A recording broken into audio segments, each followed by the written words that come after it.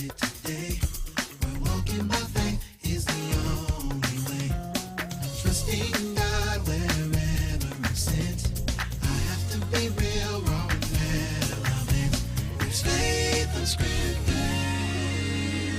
You're watching Faith Unscripted, coming to you from the greater Chicago area. Now, here's Pastor Moses.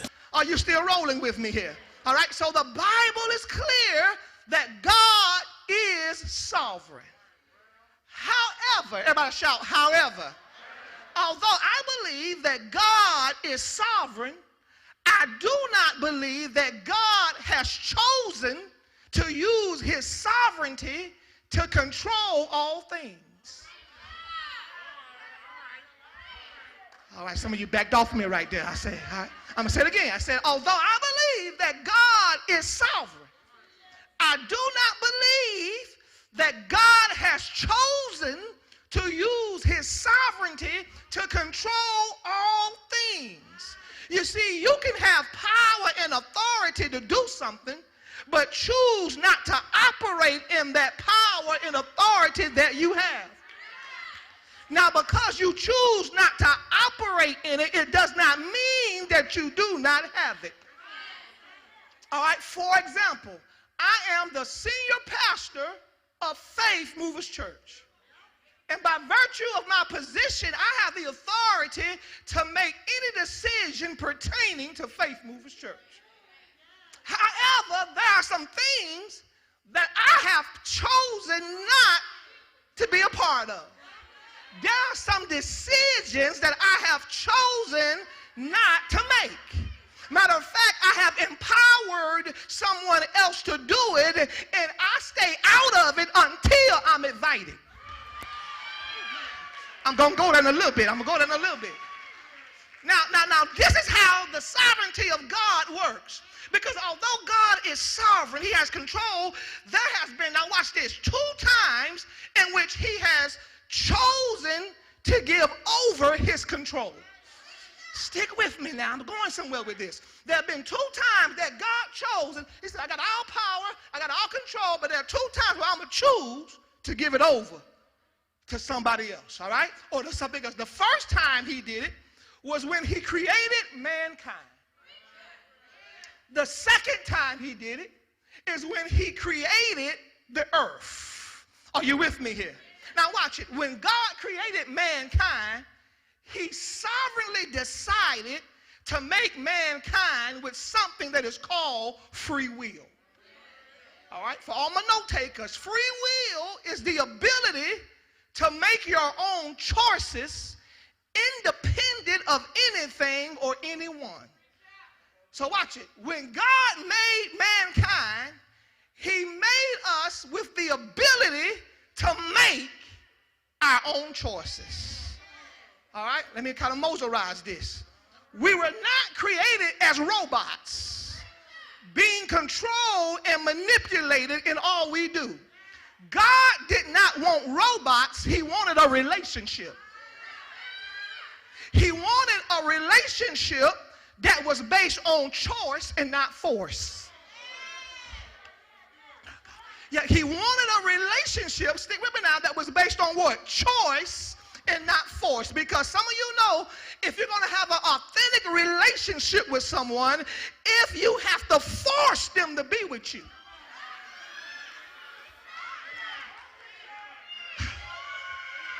I wonder how far should I go with that. If you got to beg them to be with you, if you got to manipulate them to be with you, how many of you know if you got to force them to be with you, you're going to have to force them to stay with you?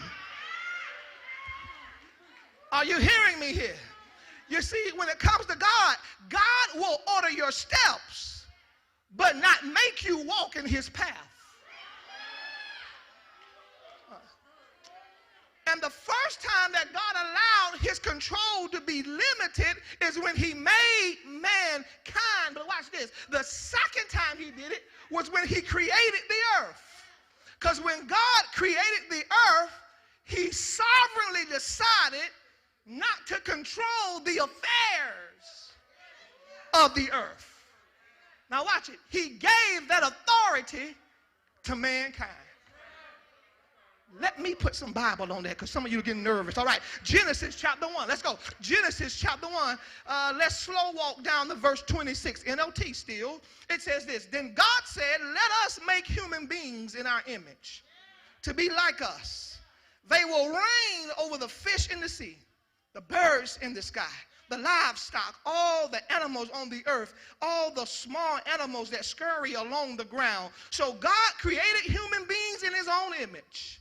And in the image of God, he created them, male and female. He created them. Verse 28, then God blessed them and said, be fruitful, multiply, underline this, fill the earth and govern it. All right, King James says, subdue it. In the Hebrew vernacular, it means you control it. You decide what happens to it. You decide what goes on in it. You govern it. I've given you authority to do it. I've blessed you to do it. I want you to be fruitful. And everything that's in it will be subject to you. Why? Because I've given you the authority to do it. Watch the flow of God. God says, I control heaven, but humans control the earth. Now I'm saying it again. God says, I'll control heaven. You can't play with God in heaven. The devil tried and got kicked out. He controls heaven. But when it came to earth, he says, I want mankind to have authority over the earth. I mean, let's just get practical. Think about it. If you say, well, God is in control even over everything in the earth, let's be honest. You can make an argument. If God's in control over the earth, he ain't doing a real good job. He messed up 2 weeks ago with that hurricane Ida that came through here. God, stop it in the water.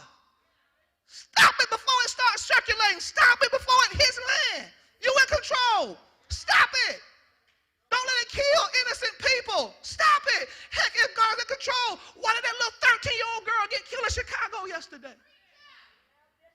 God knocked the gun down before they pushed the button. God, give them a heart attack, make them die before you're in control.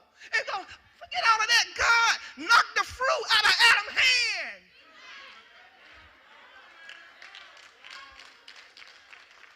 Don't let him eat the fruit. He's going to mess up everything. Everything is perfect. But if he eats that fruit, everything is messed up. God, you made Adam. Why don't you stop it? And God replies, because I made him to make a choice. And I'm so God, and I've given you so much free will that I'll sit there and watch you make a stupid choice. You see, God says, not only have I given you choice, but God says, I'm not a micromanager. And the only time, that he intervenes in the earth is when he is invited.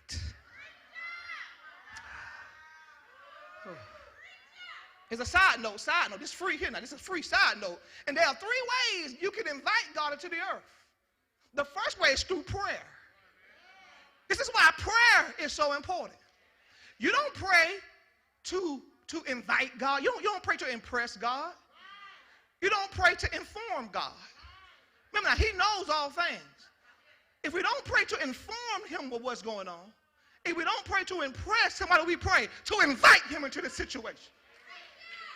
God, we need your power. God, we need you to show up. This is why when you ain't praying, you are kicking God out of your affairs.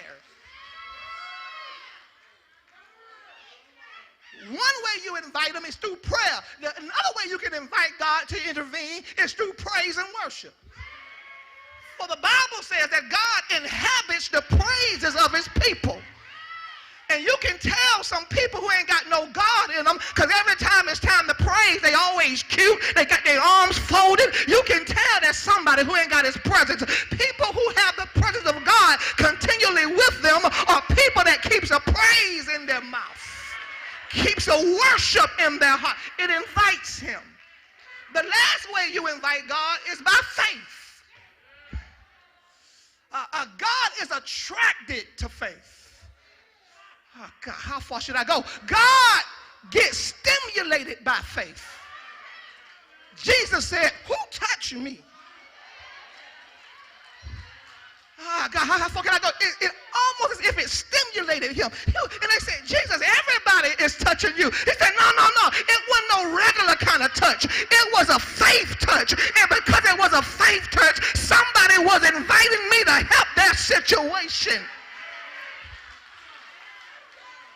That's why you ought to thank God that you're a faith mover, because every time you learn about faith, you are attracting God to your situation. Because if you know anything about God, he needs to be believed.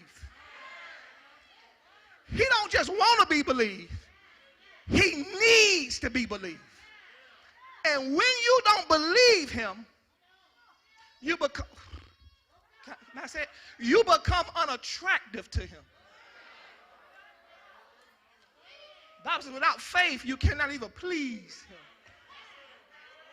Faith is a way that you attract yourself to God. Now, can I go deeper?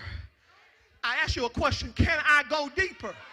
All right, okay, all right. Now, watch it. Now, because not only did God create the earth and mankind and gave them a level of control, especially us as mankind, which, say this real quickly, which shows us the importance of the church. Because now when God says, I created the earth and I created mankind and I gave mankind the authority to rule the earth, he said, I also put it in a way that I won't even intervene unless you all invite me. As a matter of fact, I won't even come in the earth unless I come through you who I created. Now, this is why the church is so important. This is why we are called, think about it, the body of Christ. We are the feet of God. We are his mouth.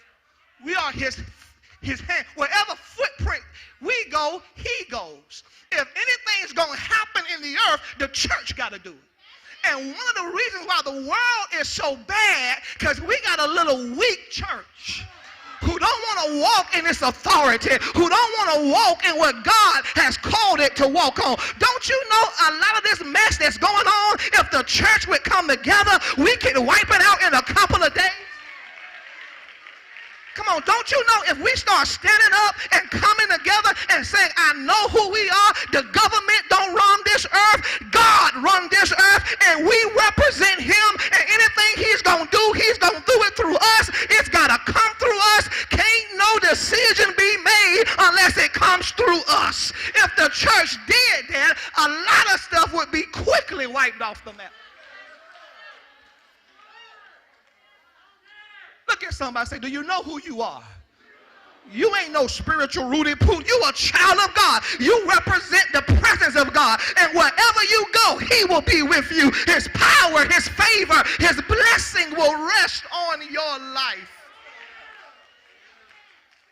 This is why even when Jesus came to earth, he came through a woman.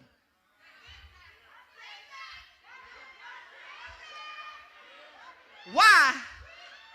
You come through a woman because I'm going to respect my process. So I put a process in the earth. I got to either come through a woman. If God in the flesh going to get the earth, he says, that's my order. Somebody shout, that's my order. So now, everybody say so now. And I said all of that to make this statement. It's important because when we say this statement that God is sovereign, he controls everything, we got to be careful. Because yes, God is sovereign. He has all control. And in his sovereignty, he has chosen to give his control and authority to humankind. Now, this is very important because when we think that God controls everything, it is easy to blame him for everything. Would you bump somebody and say, did you get that? Did you? God, that's good. I said, when you have the mentality that God controls everything, it becomes easy to blame. It's almost a cop-out almost. That I don't have to take no responsibility for nothing. Because it's all on God. Are you hearing me here? And by doing this, we fail to realize that some things that happens to us, God has nothing to do with it. But if we fail to realize this, we will end up blaming God for stuff he's not responsible for, which will cause us to have an unfair image of God that can negatively impact our relationship with him.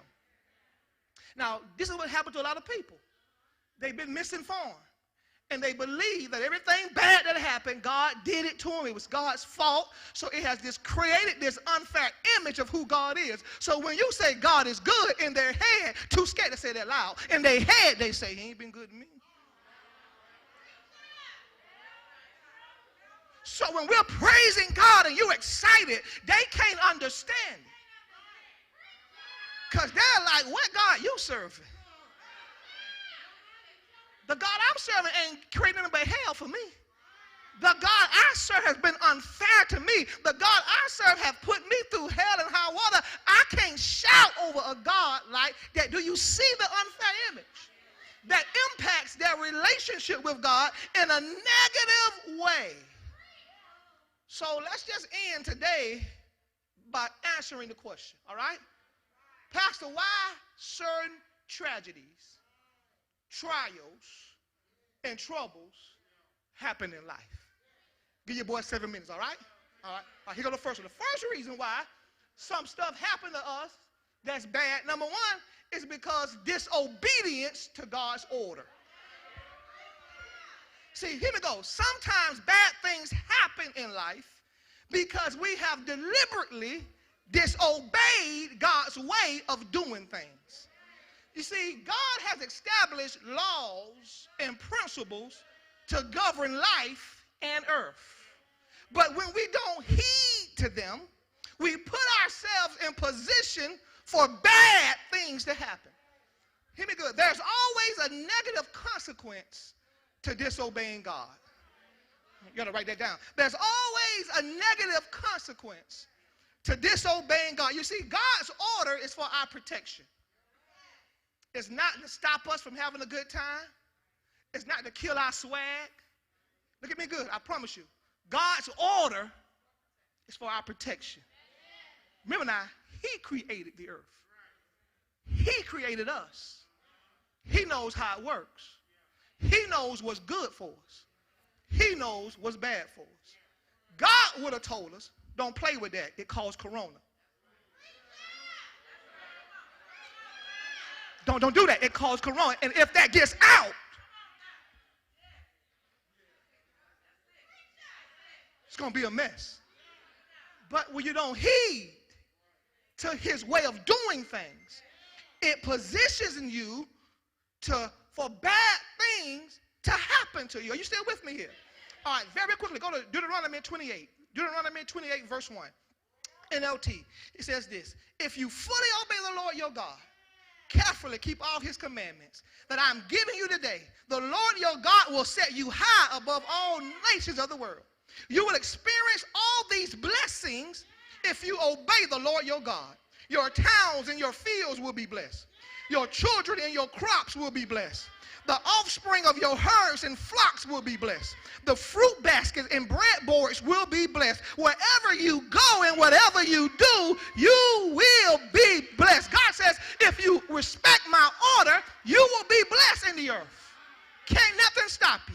Skip down to verse 15, same chapter, chapter 28, Deuteronomy. He says, but if you refuse to listen to the Lord your God, and do not obey all the commandments and decrees that I'm giving you today, all these curses will come and overwhelm you. Your towns and fields will be cursed. Your fruit baskets and breadboards will be cursed. Your children and crops will be cursed. The offsprings of your herds and flocks will be cursed. Wherever you go and whatever you do, you will be cursed. Now watch it. Look at me. God created this earth.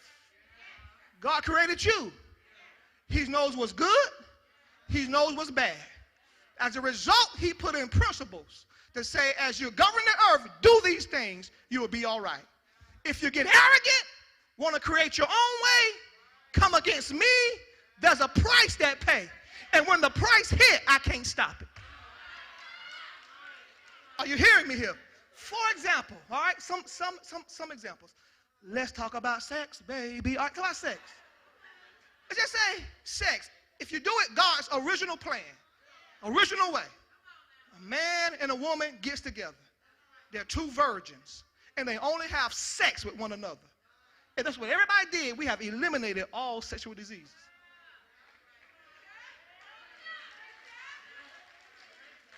It's been eliminated. Why? Because you did it perfectly towards the plan. Now, we know things ain't perfect, but I'm saying if you stick to the original plan, he says, if you do it my way, don't get caught up in the world's way, you do it my way, that's there to keep you safe. Because I know if you start mingling too much, things will, I made the body, I know how it works. All right, disease. We all know that certain foods produces certain diseases. And so in Leviticus chapter 11, he created what is called by some the Levitical Diet, where God identifies what is clean and what you should eat and what you shouldn't eat. And now he's pretty puts it out. Don't eat this, you can eat that. Now when we say, oh, forget about that, you know, we're under grace, do we want to do it? You are. We're under grace, eat what you want to eat. You are under grace, but God says at the same time, I made certain animals. And I know if you eat that animal, it will produce certain things in you. That's why I'm telling you not to eat it. But when you say, I'm going to do what I want to do, you open yourself up for certain diseases to get to you. And God is sitting there saying, I gave you the order. Y'all don't like it. He says, but I can't do it. All right, climate change. God says, I put humans to be in charge of the earth, to protect it, but now it's falling apart. He says, why? He says, because y'all got lazy. Think about it in God's original plan. God says, I gave you 2 legs to walk. But y'all got lazy and built cars. Let's just imagine, if we walk everywhere, number one, we ought to be healthier. But we built cars that overheated the earth, produced climate change. Now we created hurricanes, all kind of stuff. The earth is melting in certain parts because God said y'all was in charge of the earth, but you went buck wild. And now the earth is groaning, it is moaning, it is punishing us, it's hitting us back because we went against God's order. Even natural disasters, because some things are just natural disasters. Understand, some things happen because we live in a fallen world. See, when Adam sinned, 2 things happened. He brought death and decay in the earth. Before he sinned, there was no such thing as death, and your body never decayed. But because of his sin, I don't care how fine you are, keep on living. Some things that's up gonna drop down. Okay? I don't care how swole you are. Sooner or later, the muscles gone, you're going to get decay. I don't care how well you can see now. Keep on living. Sooner or later, you're going to need a helping hand. Why? Because you are decaying. Every day you wake up, your body is decaying. This ain't no Benjamin Buttons. No. In reality, the more you live, your body, come on, how many can testify that you are not the person you was 10 years ago? Some of you can't even leave here and walk to your car without taking 5 breaks. Come on, because we're not who we used to be. This year, I turned 40 years old, and I'm here to tell you, I'm not who I was when I was 30. Wake up some morning, where did this pain come from? Find out muscles you didn't even know you had. Well, I didn't even know I had this muscle.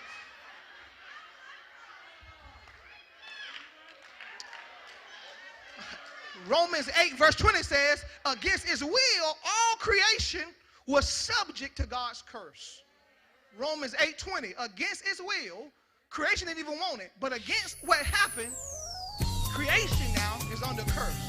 You gotta watch when you're wounded. Watch the relationships you hook up in. Watch the people you do business deals with, because some people will prey on you and take advantage of your woundedness. Join us every Sunday virtually on Facebook Live, live stream, or YouTube for a powerful, impactful word. Remember now to get your praise on every Sunday on Facebook Live, live stream, or YouTube for a powerful, impactful word. Hi, I'm Lucretia Herring, Executive Director of Faith Movers Academy. Faith Movers Academy is located right here on the grounds of Faith Movers Church. Born out of our senior pastor, Pastor Moses B. Herring Sr.'s vision to have a Christian academy that marries spiritual growth and development and academic rigor, Faith Movers Academy provides for a Christ-centered, personalized educational experience that is both fun and creative. And we want you to be a part of that experience. If you have a scholar that is pre-K, ages 3 and 4, or if you have a scholar that is in grades K through 5th grade, we would love to see you here. Why don't you visit us at www.faithmoversacademy.org or call us at 708-279-1012. Remember, Faith Movers Academy, where we're building faith, developing scholars, and revolutionizing education. We'll see you soon. Faith Movers Academy wants to be part of your child's educational journey. At FMA, we believe every child is a scholar and every scholar has a divine purpose and gift from God. Birthed out of the vision of our senior pastor, Faith Movers Academy is an innovative, Christ-centered, culturally relevant academic institution that believes in personalized learning. At FMA, we believe in hands-on learning, exploring our world through field trips, and giving each scholar an educational experience tailor-made for their learning style. At FMA, Faith Movers Academy will serve children ages 3 to 4 and offer grades kindergarten through 5th grade. Registration is open. Drop by for a tour or come to one of our many open house opportunities. Support the vision. For more information, go to www.faithmoversacademy.org or call 708-279-1012. Remember, Faith Movers Academy, where we are building faith, developing scholars, and revolutionizing education. Join the movement.